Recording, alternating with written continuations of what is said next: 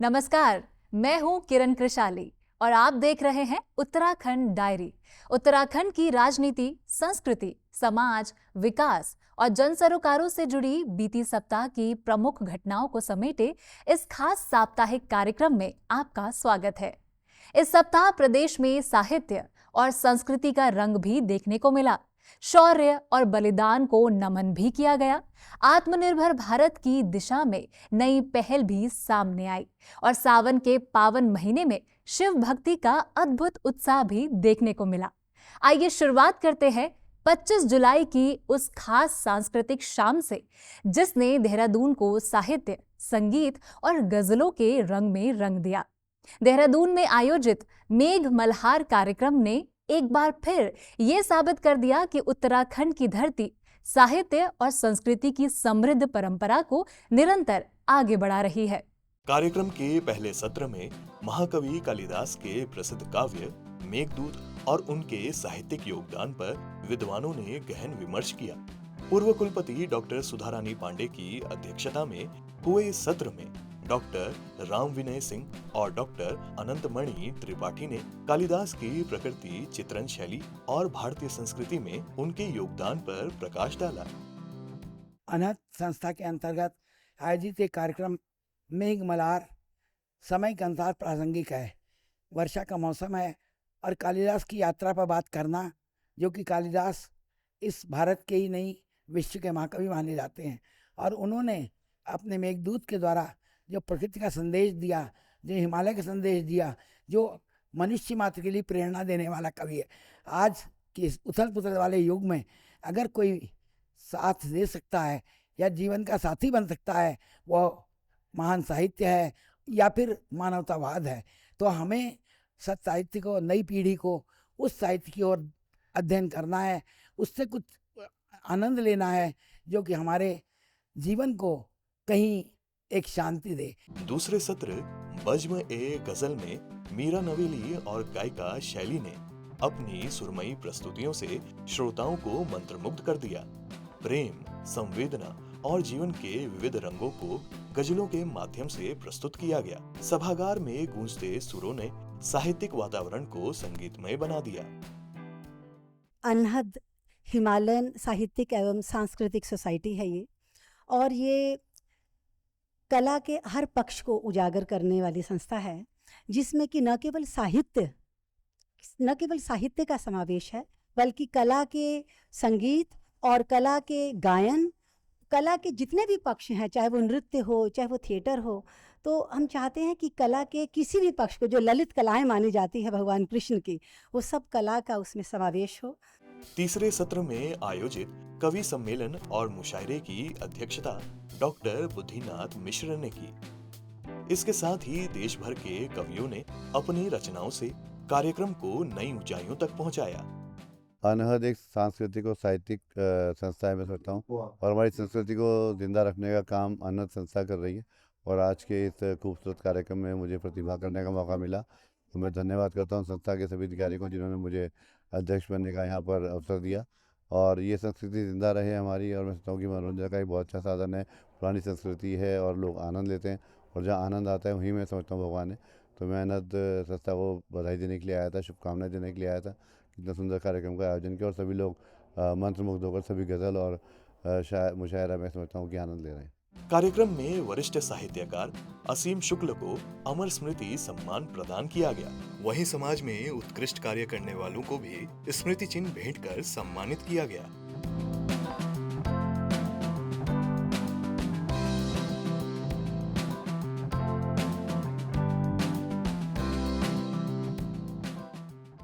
आज मुझे यहाँ अनहद में आके बहुत अच्छा लगा, और मुझे जो सम्मान मिला है, मैं अपनी महिलाओं के लिए कहूंगी कि खाली मेरा सम्मान नहीं हो, ये सभी महिलाओं का सम्मान है, सभी समाज सेवियों का सम्मान है, क्योंकि सम्मान पाकर तो बहुत जिम्मेदारी बढ़ जाती है।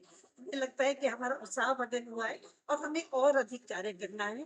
अनहद से मिला हो या कहीं से भी मिला हो, जहाँ से भी सम्मान मिलता है, सम्मान पाकर एक जिम्मेदारी और बढ़ जाती है कि हमें और काम करना है, जिससे लोगों का ये सम्मान हम करा सके, हम बता सके कि हाँ, ये सम्मान आपको ठीक हो। साहित्य, संगीत और संस्कृति के इस अद्भुत संगम ने देहरादून में एक यादगार साहित्यिक शाम रच दी।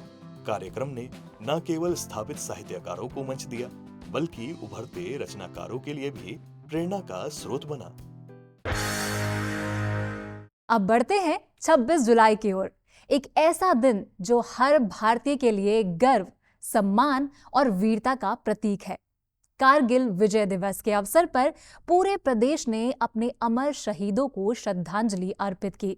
कारगिल के रणबांकुरों का शौर्य और बलिदान हर भारतीय के लिए प्रेरणा है। उत्तराखंड, जिसे वीरों की भूमि कहा जाता है, अपने सैनिकों और उनके परिवारों के सम्मान की इस परंपरा को निरंतर आगे बढ़ा रहा है। साल 1999 का कारगिल युद्ध भारतीय सेना के अदम्य साहस, वीरता और सर्वोच्च बलिदान का प्रतीक है।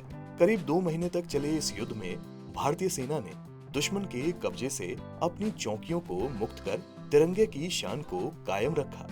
इस युद्ध में देश के 527 वीर जवान शहीद हुए, जिनमें उत्तराखंड के 75 वीर सपूत भी शामिल थे। इन्हीं अमर बलिदानों की स्मृति में हर वर्ष 26 जुलाई को पूरे देश में कारगिल विजय दिवस मनाया जाता है। देहरादून में आयोजित राज्य स्तर कार्यक्रम में सैनिकों, पूर्व सैनिकों, शहीद परिवारों और वीर नारियों की गरिमामयी उपस्थिति रही। कार्यक्रम के दौरान मुख्यमंत्री ने कहा कि राज्य सरकार सैनिकों और उनके परिवारों के सम्मान व कल्याण के लिए निरंतर कार्य कर रही है। देवभूमि उत्तराखंड ये वीर भूमि भी है, जहाँ से इतनी बड़ी संख्या में, चाहे देश आज़ादी से पहले पहला विश्व युद्ध हो, दूसरा विश्व युद्ध हो, या देश की आज़ादी के बाद जो भी युद्ध हुआ हो, यहाँ के वीर सैनिकों ने हमेशा भारत माता की रक्षा के लिए बढ़ चढ़कर भाग लिया है। इसलिए यहाँ सैनिकों के कल्याण के लिए, के परिवारों के कल्याण के लिए प्रतिबद्ध हैं, क्योंकि कठिन परिस्थितियों में उनका और उनके परिवार का जीवन होता है। इसलिए हमने यहाँ पर मेंशन एंड डिस्पैच से लेकर परमवीर चक्र विजेताओं की जो अनुग्रह राशि है उसको बढ़ाया है। यहाँ मिलने वाली जो शहादत के बाद उनके परिजनों को मिलने वाली राशि है उसको भी 10 लाख से बढ़ाकर 50 लाख किया है।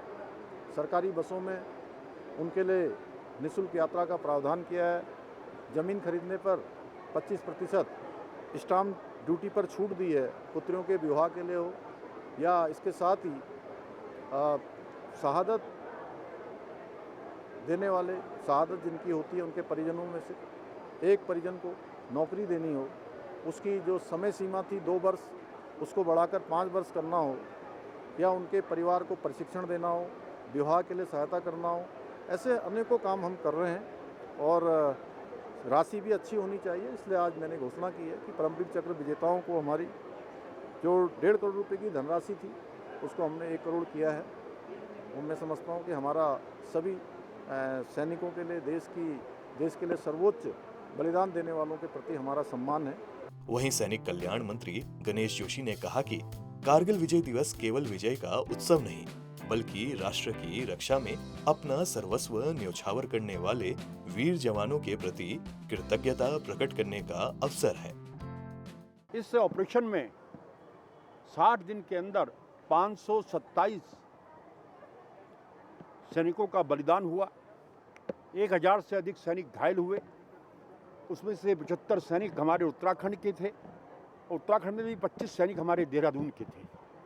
देखिए, हम किसी शहीद को वापस नहीं ला सकते, लेकिन उसका सम्मान करना, उसकी वीरता का व्याख्यान करना देशवासी का कर्तव्य है। और आज उन शहीदों को, उन वीरों को, उन वीर माताओं को, उन वीर बहनों का सम्मान हमने यहाँ पर किया है। और मैं आभार करना चाहता हूँ कि मुख्यमंत्री जी मेरे अनुरोध पर जो हमारा सर्वोच्च वीरता पदक है उसकी पुरस्कार राशि बढ़ाकर 2 करोड़ रुपए कर दी है, जो पूरे देश में सबसे ज्यादा है। इसके लिए मुख्यमंत्री जी का आभार करता हूँ। कार्यक्रम में शहीद सैनिकों के परिजनों और वीर नारियों को सम्मानित कर उनके अद्वितीय त्याग को नमन किया गया। शहीद परिवारों ने सरकार द्वारा दिए गए सम्मान पर आभार व्यक्त करते हुए कहा कि देश के लिए सर्वोच्च बलिदान देने वाले वीरों की स्मृतियां सदैव अमर रहेंगी। सम्मानित किया है, बड़ा अच्छा लगा, हमको अच्छा लगता है। हर साल सम्मानित करते हैं, याद करते हैं, हमारे उसको भी याद करते हैं, तो हमको अच्छा लगता है। सब बच्चों को प्रेरणा मिलती है कि सब फौजियों को सम्मानित करते हैं। कारगिल विजय दिवस एक बार फिर हमें ये संदेश देता है कि भारतीय सैनिकों का शौर्य, पराक्रम और राष्ट्रभक्ति आने वाली पीढ़ियों के लिए सदैव प्रेरणा का स्रोत बना रहेगा। अब बात विकास और आत्मनिर्भरता की। 26 जुलाई को ही हम आपको लिए चलते हैं रुड़की, जहां केंद्र सरकार की स्टैंड अप इंडिया योजना महिलाओं और अनुसूचित जाति एवं जनजाति वर्ग के लोगों के सपनों को नई उड़ान दे रही है। स्टैंड अप इंडिया योजना न केवल उन उद्यमियों को प्रोत्साहित कर रही है, बल्कि स्थानीय स्तर पर रोजगार के अवसर भी बढ़ा रही है। आत्मनिर्भर भारत के संकल्प को मजबूत करने में ऐसी योजनाएं महत्वपूर्ण भूमिका निभा रही हैं। स्टैंड अप इंडिया योजना लगातार लोगों के लिए रोजगार और स्वरोजगार का नया रास्ता खोल रही है। इस योजना के तहत बैंकों के माध्यम से पात्र लाभार्थियों को नया उद्योग, सेवा या व्यापार शुरू करने के लिए ऋण उपलब्ध कराया जाता है। वर्ष 2016 में प्रधानमंत्री नरेंद्र मोदी द्वारा शुरू की गई इस योजना का उद्देश्य महिलाओं और SC/ST वर्ग के लोगों को उद्यमिता के लिए प्रेरित करना है। रुड़की में कई लाभार्थियों ने इस योजना के जरिए अपने व्यवसाय की शुरुआत कर आर्थिक मजबूती हासिल की है। लाभार्थी अनिल का कहना है कि स्टैंड अप इंडिया योजना से उन्हें बड़ा लाभ मिला है। बैंक से मिले ऋण की मदद से उन्होंने अपना व्यवसाय शुरू किया और अब उनका काम लगातार आगे बढ़ रहा है। इस योजना ने उनके लिए आर्थिक प्रगति के नए रास्ते खोले हैं। सर, इसमें ऐसा होता है जैसे कि हमने एक अपना समूह प्रोवाइड करवा रखा है, वो खांड, गुड़, शक्कर। उसमें जो राष्ट्रीय ग्रामीण आजीविका मिशन है और जो ग्रामीण उद्यम वेरीफाई, उसके तहत हम 10 लाख का लोन कराते हैं और 3 लाख का उसमें लोन होगा। 1 लाख रुपए स्वयं के लगाने पड़ेंगे और 6 लाख रीप सब्सिडी देती है। तो हमारे बहुत से समूह हैं जो बहुत ही उन्नत प्रगति पर कार्य कर रहे हैं। उसमें एक हमारा समूह हिलांस जो पूरा प्रोडक्ट हमने बनाया है, तो इसमें ऐसा होगा सर, हमने जो गन्ना उठाया, गन्ना जैसे कि पूरा तो उसमें केमिकल डलते हैं, हम केमिकल नहीं लगाते उसमें बिल्कुल भी। हम पूरी शक्कर ऑर्गेनिक बनाते हैं। इसमें ना कोई मसाले डलते हैं, ना कोई इसमें उसका जो गन्ने का रस होता है ना जो सड़ जाता है, उसका यूज नहीं होता। इसमें प्योर ऑर्गेनिक शक्कर है। इसमें सर हमारी खांड भी है, चीनी भी है। इस योजना का सबसे बड़ा फायदा यह है कि इससे स्थानीय स्तर पर रोजगार के अवसर बढ़ रहे हैं। छोटे उद्योगों की स्थापना से न केवल उद्यमी आत्मनिर्भर बन रहे हैं, बल्कि अन्य लोगों को भी रोजगार मिल रहा है। महिला उद्यमी रोमा सैनी ने बताया कि प्रशासनिक सहयोग से वह आज बिस्किट निर्माण का कार्य सफलतापूर्वक कर रही है। देखिए, हमारी खानपुर में एक सिंघाड़े की यूनिट जो है वो लगी हुई है, जिस वहाँ पे बहुत ज़्यादा प्रोडक्शन होता है सिंघाड़े का। तो वो उसमें हमने सिंघाड़े का फ्लोर आटा बनाना स्टार्ट किया और हमने इसे मुश्किल से 15 दिन में इस पूरी बिल्डिंग को रेनोवेशन कराया, और पूरी अपनी मशीनें मंगाई, दिल्ली से परचेज करी। तो मुझे लगा कि ये कुछ नया है, क्योंकि मार्केट में सिंघाड़े का आटा मिलना, बिस्किट मिलना एकदम नई चीज़ थी। और ये जब हम लोगों को टेस्ट कराते हैं तो वो खुश होते हैं खा के कि इसका एक तो उसमें प्योरिटी का बहुत ज़्यादा ध्यान रखा गया है।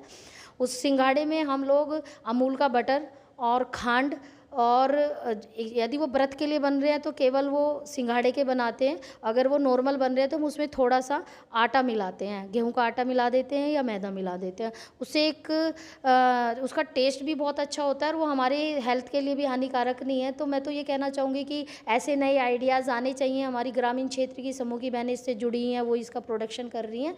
तो ये एक नई चीज़ है सिंघाड़े का बिस्किट्स, और ये हमारे देहरादून में बहुत ज़्यादा सेल हो रहे हैं। वहीं उद्यमी केतन भारद्वाज का कहना है कि सही मार्गदर्शन मिलने पर यह योजना जीवन बदलने वाली साबित हो सकती है। स्टार्टअप के लिए उत्तराखंड के उद्योग निदेशालय द्वारा एक अलग से सेल की निर्माण देहरादून में किया गया है। वहां पर पूरी AY एक टीम बच्चों को स्टार्टअप स्टार्ट करने की पूरी ट्रेनिंग देती है। इस समय उत्तराखंड में स्टार्टअप बहुत अच्छा कार्य कर रहे हैं। टूरिज्म क्षेत्र में बहुत अच्छे स्टार्टअप आए हैं। 1 डिस्ट्रिक्ट 1 प्रोजेक्ट की जो उसमें है, जैसे हरिद्वार में अपने शहद को मिला है, इस क्षेत्र में भी बहुत वो कार्य हैं। विभिन्न क्षेत्रों में स्टार्टअप अच्छा कार्य कर रहे हैं। और जितने भी बच्चे यहाँ पर, उत्तराखंड शिक्षा की नगरी है, जितने भी बच्चे यहाँ शिक्षा प्राप्त कर रहे हैं वे अपना स्वरोजगार स्टार्ट करने के लिए बहुत ही ललायित हैं और सरकार द्वारा उन्हें पूरा सहयोग करने का प्रयास किया जा रहा है। जिला उद्योग केंद्र रुड़की के सहायक प्रबंधक मनिंदर सिंह का कहना है कि यदि युवा सही योजना और प्रशिक्षण के साथ आगे बढ़ें, तो स्टैंड अप इंडिया योजना उनके लिए सफलता की मजबूत नींव बन सकती है। अभी जो है स्वरोजगार के क्षेत्र में ना जो सब्सिडी स्कीमें चलती है, तो उसी क्षेत्र में जिला उद्योग केंद्र भी काम कर रहा है। और इससे रिलेटेड आपने एक स्कीम सुनी होगी, मुख्यमंत्री स्वरोजगार योजना, MSY शॉर्ट में जिसे हम कहते हैं। तो उसके तहत कोई भी काम अगर स्वरोजगार का करना है, लेकिन ये इंडिविजुअल वर्क के लिए है, तो कोई भी काम अगर मैन्युफैक्चरिंग क्षेत्र से है या सर्विस क्षेत्र से है या फिर ट्रेडिंग क्षेत्र से है, इन तीनों क्षेत्रों में कोई भी व्यक्ति अपना काम शुरू करना चाहता है या किसी का काम चल रहा है और उस काम को बढ़ाना चाहता है, तो दोनों कामों के लिए जो भी बैंक से लोन होगा, उस लोन पे जो विभाग है वो सब्सिडी प्रदान करता है। तो उसी प्रकार से सब्सिडी अलग अलग उसमें रखी गई है। तो जैसे मैंने तीनों क्षेत्रों का जिक्र किया, तो जैसे मैन्युफैक्चरिंग क्षेत्र है तो उसमें मैक्सिमम 25 लाख तक रुपए का लोन इसमें हो सकता है। वैसे ट्रेडिंग या सर्विस सेक्टर जो है उसमें मैक्सिमम 10 लाख तक का लोन कोई भी व्यक्ति इसमें ले सकता है। अब जिस हिसाब से लोन है उस हिसाब से सब्सिडी भी 3 स्लॉटों में इसमें रखी गई है। जैसे 2 लाख तक का कोई लोन अगर लेगा तो उसमें जो ग्रामीण क्षेत्र है उसमें 30% की सब्सिडी सरकार देती है। वैसे ही 2 लाख से 10 लाख तक के बीच का कोई अगर लोन लेता है तो उसमें जो सब्सिडी है वो 25% है ग्रामीण क्षेत्र में। और वैसे ही अगर 10 लाख से 25 लाख तक के बीच का कोई लोन लेगा तो उसमें जो सब्सिडी है वो हमारी 20% हो जाती है। तो यही सब्सिडी विभाग द्वारा प्रदान की जाती है। तो बाकी ओपन साइट है MSY.uk.government.in के माध्यम से कोई भी आवेदन कर सकता है। ओपन साइट है, आप खुद भी भर सकते हैं या CSC सेंटर है वहाँ से भी भरवा सकते हैं, या फिर हमारा ऑफिस है यहीं पे रामनगर रुड़की में, या कोई हरिद्वार में है तो पेंटागन में भी हमारा ऑफिस है, वहाँ पे आकर भी आवेदन करवा सकता है। सरकार समय समय पर जागरूकता कार्यक्रमों के माध्यम से लोगों को इस योजना की जानकारी भी दे रही है। यह योजना न केवल नए उद्यमियों को प्रोत्साहित कर रही है, बल्कि देश की अर्थव्यवस्था को भी मजबूती प्रदान कर रही है। स्टैंड अप इंडिया योजना आज हजारों लोगों के लिए आत्मनिर्भरता और रोजगार का माध्यम बन चुकी है। जरूरत है कि अधिक से अधिक पात्र लोग आगे आकर इस योजना का लाभ उठाएं और अपने सपनों को साकार करें। और अब कार्यक्रम के अंत में रुख करते हैं उत्तरकाशी का, जहां 26 जुलाई को सावन के पावन महीने में शिव भक्ति का अद्भुत नजारा देखने को मिला। गौमुख और गंगोत्री से गंगा जल लेकर लौटते कांवड़ियों के जय घोष से पूरा वातावरण भक्तिमय हो उठा। उत्तरकाशी में सावन के अवसर पर शिव भक्ति का उत्साह देखने को मिल रहा है। बड़ी संख्या में कांवड़िए गोमुख और गंगोत्री से मां गंगा का पवित्र जल लेकर अपने अपने शिवालयों की ओर रवाना हो रहे हैं। कोई विशेष वेशभूषा में तो कोई भक्ति के अनोखे रंग में नजर आ रहा है। हर हर महादेव और बम बम बोले के जय घोष से पूरी काशी नगरी शिवमय हो उठी है। 11 तारीख को हमको जल अभिषेक करना है। हरिद्वार से हम काफी बार ले जा चुके हैं कावड़, पर गंगोत्री हम पहली बार आए हैं। भोले की वादियों में बहुत ही मजा आ रहा है। भोले ने पूरी कृपा बना रखी है, किसी भी कोई दिक्कत परेशानी नहीं हो रही। भोले से बस जो दुआ करके आए वो अपनी मन्नत पूरी हो जाएगी। भोले के पास दोबारा आएंगे। जो यहाँ वादियों में मजा है वो कहीं पर नहीं है। जो सुकून यहाँ पे है भोले की नगरी में वो कहीं पर नहीं है। उत्तरकाशी के पुलिस अधीक्षक कमलेश उपाध्याय ने बताया कि कांवड़ यात्रा को सुरक्षित संपन्न कराने के लिए पुलिस मुस्तैद है। उन्होंने कहा कि उत्तरकाशी से गंगोत्री तक हर चौकी के अधिकारियों को सख्त निर्देश दिए गए हैं कि कांवड़ यात्रा के दौरान नशे के खिलाफ अभियान चलाया जाए। भी कावड़ यात्रा अब शुरू हो चुकी है और ये उत्तरकाशी जो जिला है वो एक बहुत ही इम्पोर्टेंट पॉइंट है, क्योंकि नशे के लिए भी अब हमारी सारी ड्यूटीज़ तो यहाँ लगी हैं, जिसमें मैंने बताया था कि थाने की भी हैं, और हम इसमें अपनी SOG की टीम को भी, हम अपने यहाँ पे जो एंटी नार्कोटिक्स टीम है ANTF, उसको भी हम इसमें लगा रहे हैं। हम पूर्व में जब जो केसेस हुए हैं NDPS वगैरह के, उन लोगों को भी इसमें चेक कर रहे हैं। और अगर इस तरह का कोई भी नशे की सूचना मिलती है या नशे का व्यापार का, तो इसमें बहुत ही स्ट्रिक्ट एक्शन लेंगे, क्योंकि हम लोग वैसे भी इसको देवभूमि को ड्रग फ्री के एक अभियान से जुड़े हुए हैं, और हम पूरी कोशिश करेंगे कि इस तरह की कोई भी सूचना आएगी तो उसमें सख्त हम एक वैधानिक कार्रवाई कर सकें।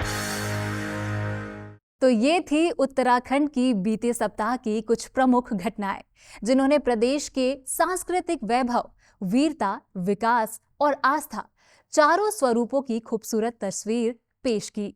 उम्मीद है उत्तराखंड डायरी का ये अंक आपको पसंद आया होगा। अगर आप इस कार्यक्रम का कोई भी हिस्सा मिस कर दे तो हमारे डिजिटल प्लेटफॉर्म पर भी इसे देख सकते हैं। फिलहाल मुझे यानी किरण कृशाली को दीजिए इजाजत। नमस्कार। फिर मुलाकात होगी अगले सप्ताह उत्तराखंड की नई और महत्वपूर्ण खबरों के साथ।